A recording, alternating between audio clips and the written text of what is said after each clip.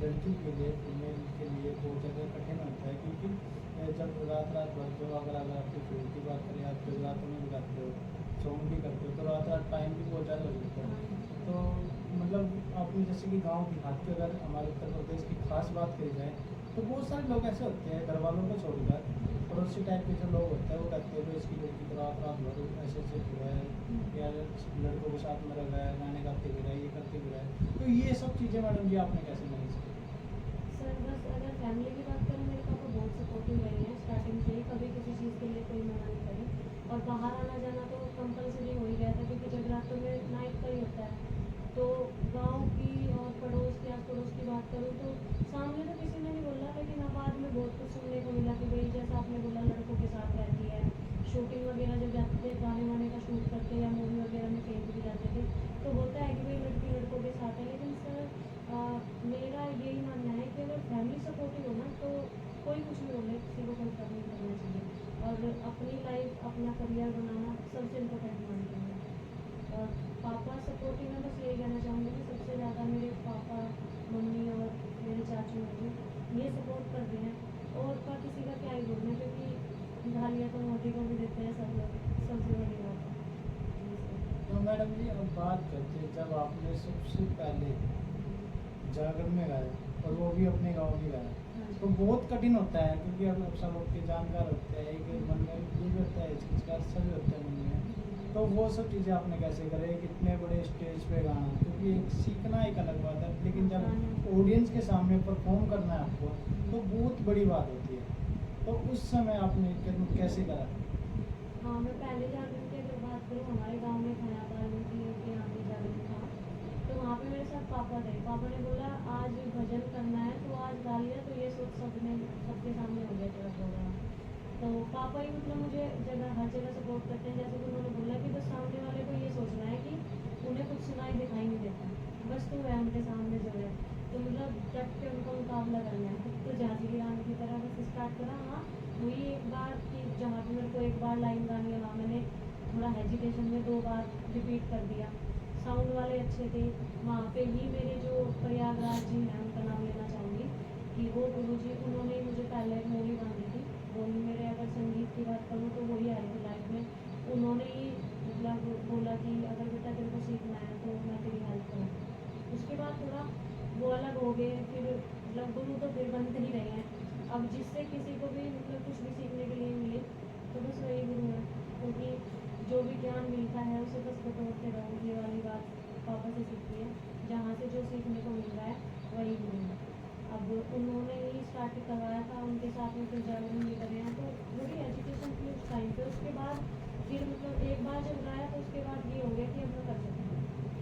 और अब बात करते हैं जैसे कि आप कहीं जहाँ स्टेज भी करते हो, आप स्टेज पर भी गाते हो, जागरण वगैरह में गाते हो, तो कभी ऐसा गुजरा है कि जो अगर हमारे गांव के भक्ति बात करें कुछ बदतमीज टाइप के लड़के जो होते हैं, कोई बैड कमेंट कर देते हैं एकदम स्टेज पे गाते गाते, कभी ऐसा कुछ हुआ है? नहीं सर, आज तक ऐसा सामने से तो हुआ नहीं है। बाकी पीछे की बात तो मैं आपको बता ही रही हूँ कि बाद में काफ़ी कुछ सुनने को मिल जाता है कि लड़कों का है कि हाँ भाई गली में कोई जा रही है तो ऐसे कमेंट कर दिया कि ये तो भैया जो उसकी माँ गा रही थी, इस टाइप का होता है, कुछ करते हैं, लेकिन सामने से नहीं बोलता क्योंकि मेरे पापा का आशीर्वाद नाम इनका मेरे साथ जुड़ा हुआ है, बहुत है। अगर फैमिली की बात करूँ तो है, मेरी फैमिली में भी कुछ है, मेरे 2-4 भाई, उनका मैं नाम तो लेना नहीं चाहूँगी, तो उन लोगों को भी है थोड़ा सा। अब वो वही बात है कि एक छोटी सी कहावत होती है कि घर वाले अगर सबसे पहले अपनी चीज़ को मतलब दूसरों के सामने गंदे तरीके से उड़ाए ना, तो बाहर वालों को मौका मिल जाता है कि भाई इसके तो घर वाले ही बोल रहे हैं। तो बस यही छोटी सी चीज़ वही घूम फिर के पापा के ऊपर आती है बात कि मेरे पापा हर जगह मेरे साथ में खड़े हैं, तो इस चीज़ से मुझे डर नहीं लगा आज तक कि भाई कोई क्या बोलेगा। ये चीज़ मेरे साथ में हुई नहीं है, कम ही रहा है मेरे साथ में डर तो समझ अब में। जैसे कि मैडम बात करते हैं गीता बबीता गीता गीता भगवान से, उनके पापा जी ने भी उन्हें कितना सपोर्ट करा, अगर फिर उनकी बात करें, उनके जीवन के बारे में करें, तो उन्हें भी बहुत कुछ सुनने को मिला, लेकिन आज वो हमारे आसमान भारत छू किसान गए, है। बिल्कुल। जी, तो ऐसे ही आपके पिताजी हमेशा आपके सपोर्ट में रहे, खड़े रहे हैं। तो कभी कुछ ऐसा हुआ हो जैसे कि मैडम जी कोई ऐसा किस्सा हो जाता है, जैसे हम सॉन्ग कर रहे हैं या हम कोई जागरण कर रहे हैं, कोई ऐसा फनी किस्सा या कोई बैड किस्सा जिसे आप ऑडियंस के सामने साझा करना चाहोगे? सर वैसे तो अभी तो कुछ माइंड में नहीं आ रहा है, लेकिन हाँ बहुत बार हुआ है कि अगर मैं मेरे पापा के फ्रेंड सर्कल से हैं कुछ ताऊ जी हैं जो मेरे ताऊ जी लगते हैं, हाँ, तो उनमें से हैं कुछ जो बोलते हैं कि ये तो अपने मतलब पापा का नाम लेके बोलते हैं भाई सोन की परछाई आ गई, ठीक है। और दूसरी बात ये है कि वो लोग मुझे लड़कों की तरह ट्रीट करते हैं, तो मतलब बस वही है कि जो पापा के लाइफ में जो उनका फनी टाइम रहा होगा उसी चीज़ को कन्विंस करके मेरे को मतलब हंसी मजाक उनके साथ ही चल रहे हैं।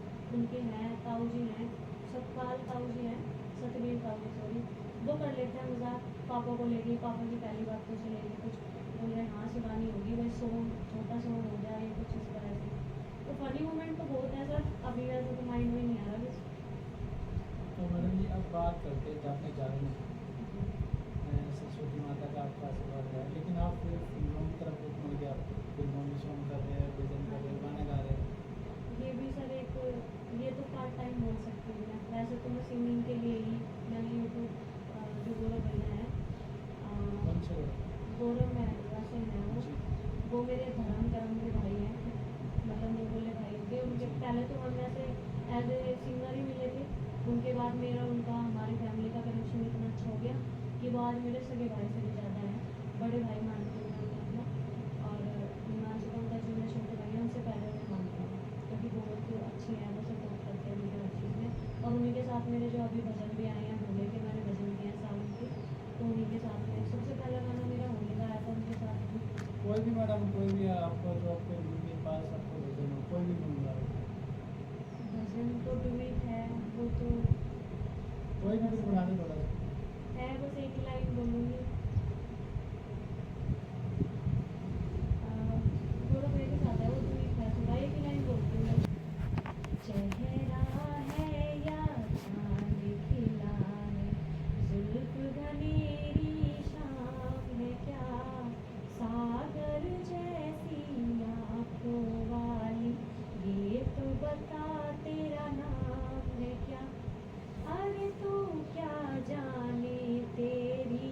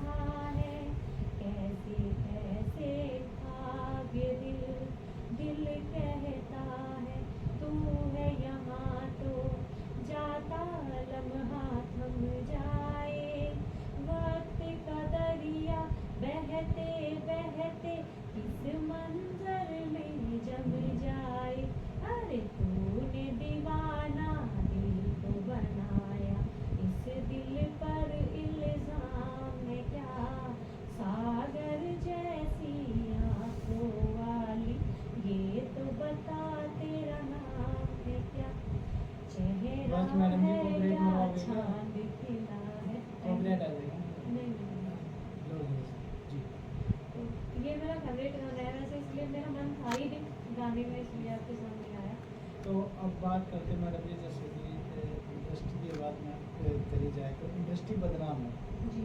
अफेयर को लेकर, उस कलाकार का इस कलाकार के साथ हो रहा है, क्योंकि आप भी अपनी इंडस्ट्री भी आपने ज्वाइन कर लिया है, क्योंकि आप अपना सॉन्ग भी कर रहे हो। तो जैसे कि बात करी जाए, बहुत सी समस्या होती है, बहुत सी बातें होती है, कुछ जो म्यूजिक डायरेक्टर होते हैं, सिंगर भी होते हैं, तो वो झांसा देते हैं कि हम आपको आगे लेके जाएंगे, उस चक्कर में उनको मिसयूज भी कर देते हैं। तो आपका कैसा एक्सपीरियंस रहा इंडस्ट्री? ये एक्सपीरियंस भी बहुत ही अच्छा है मेरा।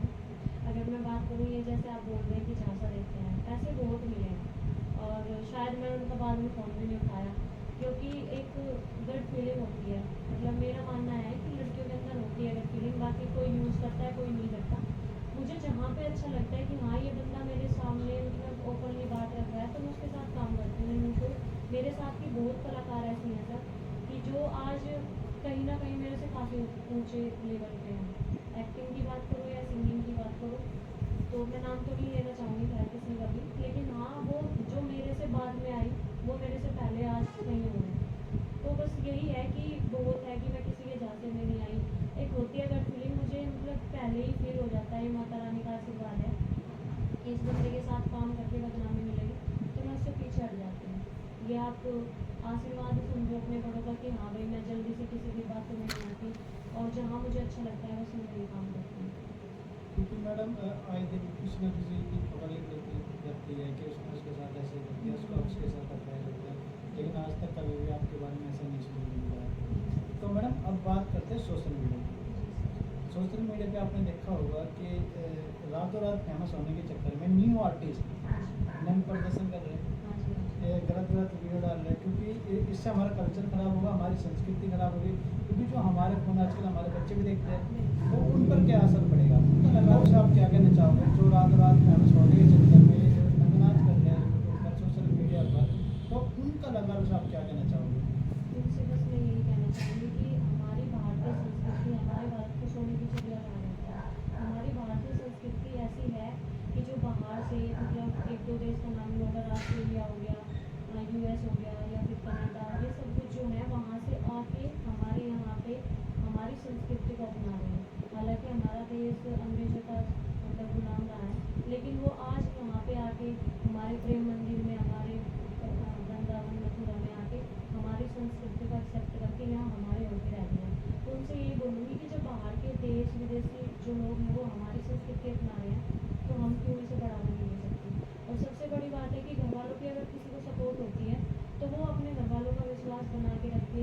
और ये फेमस होना, अगर मेहनत से फेमस होंगे ना, तो उसका जो जश्न होगा बाद में, जो नाम होगा, जो रुतबा होगा, हमारी फैमिली का नाम बढ़ेगा। हाँ भाई इस बंदी ने बड़ा स्ट्रगल किया है, बहुत मेहनत किया, दिन रात आती थी जाती थी, तो वो जो चीज़ सुनने को मिलती है ना सर, उसका कुछ अलग ही मतलब आनंद आता है। बोले तो मिठास उसकी कुछ अलग ही होती है।